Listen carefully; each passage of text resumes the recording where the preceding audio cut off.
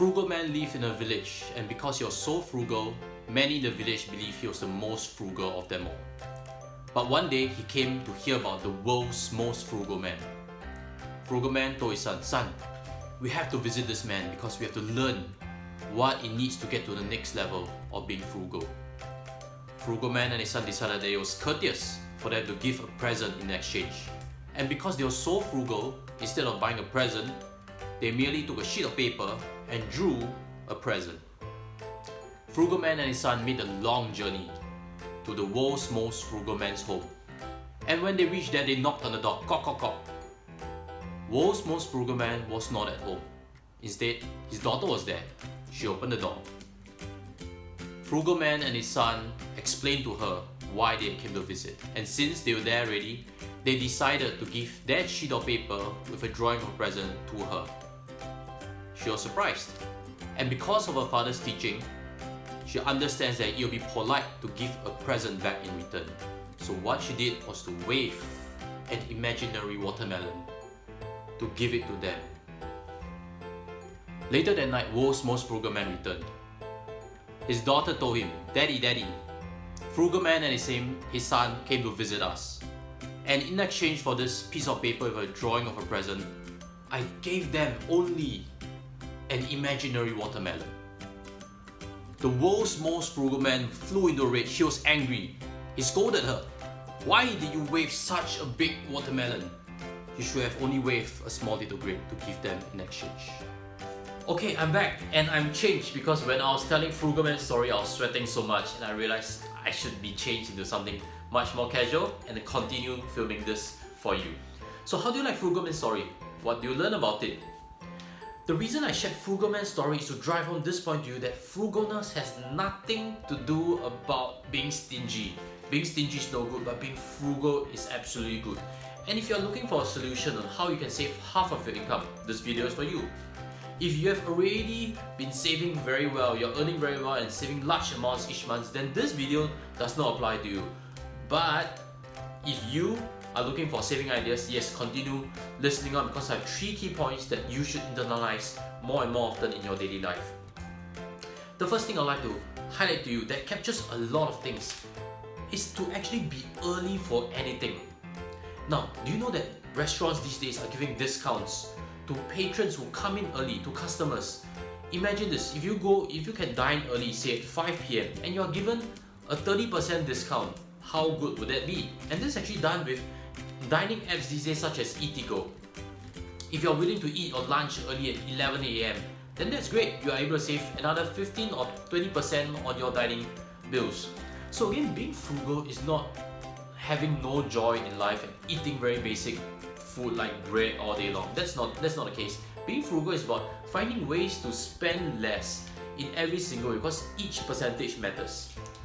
So being early for anything is also something that is going to impact you in terms of your transport costs. Have you ever looked at your transport costs on how much you have taken taxis and cabs because you were late? Now, imagine this, if you are early for any meeting, you'll be taking public transport and naturally there'll be no such costs such as taking taxis and cabs, and that's definitely going to save you quite a few $100s each month. The third point about being early for anything relates to airfares. You know, these days we all love to travel, and from what I've surveyed, many people travel at least twice each year, and if you are willing to book your tickets early, you definitely get good discounts on it. Look out for those and book early, plan early because these are methods that you can be frugal. The second point is that I'd like to suggest to you to listen more often. It's actually a very major topic, which is to live healthy. The most obvious parts are actually to not be smoking, not be drinking, because these are very costly habits. A packet of cigarette can easily cost you $10.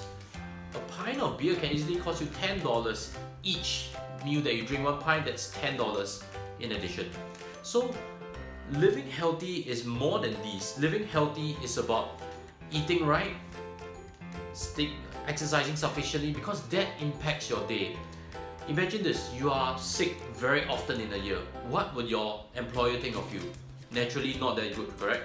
So living healthy is something that if you have not incorporated into your lifestyle, you should look at it, because if you are healthy, you'll be able to perform better at work. And if you're self-employed like myself, living healthy and being able to be actively producing value to the marketplace each day means revenue to you. So living healthy is very important. The third point that I have for you is actually a big point that's comprised into 2 letters, and that 2 letters is no, N-O. What do I mean by that? Imagine this, you wanted to meet a long-time friend, and that friend suggested an expensive restaurant to meet. Being obliging, you went for that meeting, but at the end of the meal, you realize you spent $50 and you absolutely do not have much more savings after that. So saying no is actually understanding that you need to put your budget at the priority and know when to say no to such an invitation, or you can actually meet somewhere that's way more affordable. So what about other social pressures of saying no, such as if your boyfriend or girlfriend would like to go to a movie or a concert, which these days cost $200. These are ways whereby you can actually save a large amount in a very quick span of time. Saying no to such a hobby is a great way to get started. And the last part about saying no is about marketing in general. You know, these days when you buy things from online shops, they're always throwing things for you to spend a little bit more. Minimum spending of such and such amounts, you get a freebie. And these are methods whereby a marketer or online platform actually gets you to spend a little bit more, and what happens? Your wallet suffers. You actually spend more than you originally intended to, and then what happens is your end savings becomes very little. That is why you're not saving each month by a good amount. So I've covered these 3 points. The first thing is to be early for anything.